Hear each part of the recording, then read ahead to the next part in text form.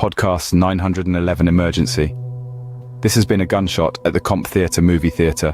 I'm a nurse, so point. I'm just trying to make sure this guy stays with us. This is the sound of a 911 call from a movie theatre in a Florida suburb. Chad Olin and his wife were on a date when things took a turn with the man seated behind them. Chad was shot. Less than an hour later, he was dead. Just saw like a spark and saw him go down. The shooter was 71-year-old retired SWAT commander and police captain Curtis Reeves. Reeves claimed it was in self-defense, and he was found not guilty under a law called Stand Your Ground. Count 1, murder in the second degree. The defendant is not guilty. Count 2, aggravated battery. The defendant is not guilty. 38 states in the US have laws that give people the right to use deadly force if they claim to be in fear of their lives. But critics call them shoot-first laws and say they're helping people get away with murder. I'm Malika Bilal, and this is The Take. My name is Amina. I'm a producer with Fault Lines, a documentary news program on Al Jazeera English that looks at different stories around the Americas.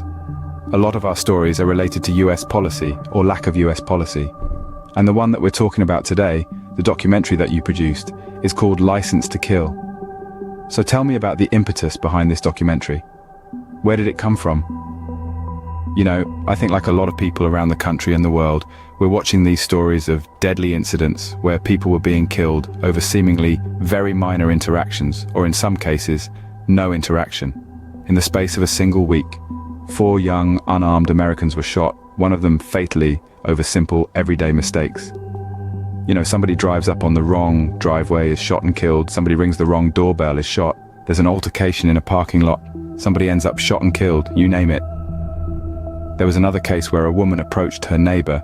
The neighbor shot her through the door.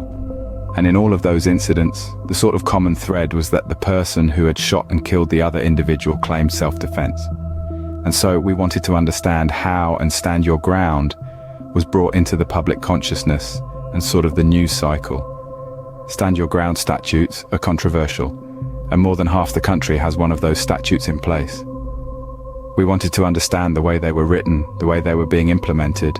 That could be contributing to more of these kinds of altercations and deadly incidents. Stand Your Ground laws give immunity from prosecution for a person who believes they've been threatened with harm.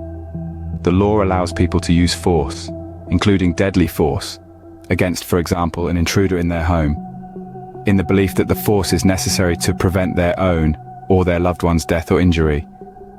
So there are so many stories to use as examples out there, but your documentary